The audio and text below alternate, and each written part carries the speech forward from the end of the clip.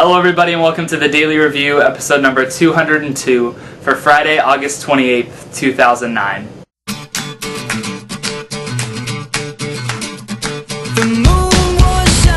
I'm wearing the 3D glasses, so that means you guys know what I'm already going to be reviewing. The film I'm going to be reviewing for you guys today is The Final Destination.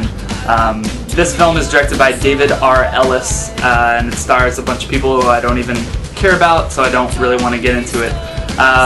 Final Destination is probably a plot you've all heard of if you've seen the last three. This is basically the same exact film. Four friends are at kind of a NASCAR event. This guy has a vision of the track is really old, or the stadium's really old, so it's going to crumble to the ground. A car is going to fly up onto the stands, fire's going to happen, everybody's going to die. So they get out alive, but wait a minute, death is going to track them down now and kill off all the people that didn't die there, because your number is always up.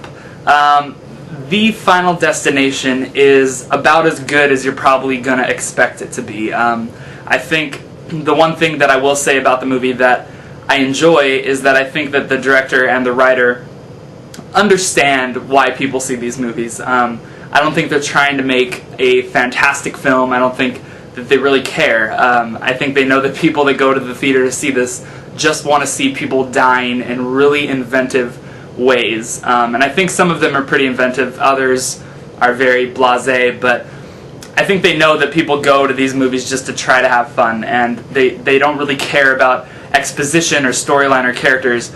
That being said, though, the writing in this film and the acting is just downright terrible. There's a small, not even really subtle, side plot involving this black guy who was basically, I believe he was like the security guard at the event, and I guess he struggled with alcoholism. He was a drunk driver, and he killed his wife and kids in the car as he was the drunk driver. And now he's trying to be sober and be this good person. And there's a scene where he struggles with a glass of wine, like whether or not to drink it. I don't care about that sort of thing. All I care about is these people dying, and I will say that some of the deaths in this film are pretty inventive. Most of them you've probably seen in the trailers already. There's one that takes place on an escalator that's really cool. There's one really elaborate one where this woman goes to get... sorry, my phone is somewhere. My bad. She goes to get her hair done at this beauty supply store, and a bunch of stuff starts happening, and it's kind of cool to watch it all unfold. I think the ending of this film is pretty terrible and horrible. It just ends very suddenly. Seeing it in 3D adds an aspect that's kind of cool. I mean, it's the same sort of aspect that you got if you saw My Bloody Valentine, which is a film that's not that good, but seeing stuff pop out at you makes it that much more interesting, which it definitely adds a little something to it for me, I would say, if you're going to see this in theaters, to see it in 3D. But if you aren't dying to see this movie, don't see it. I don't even know if I would see it on DVD. Maybe if it's on like late night TV at one point, see it.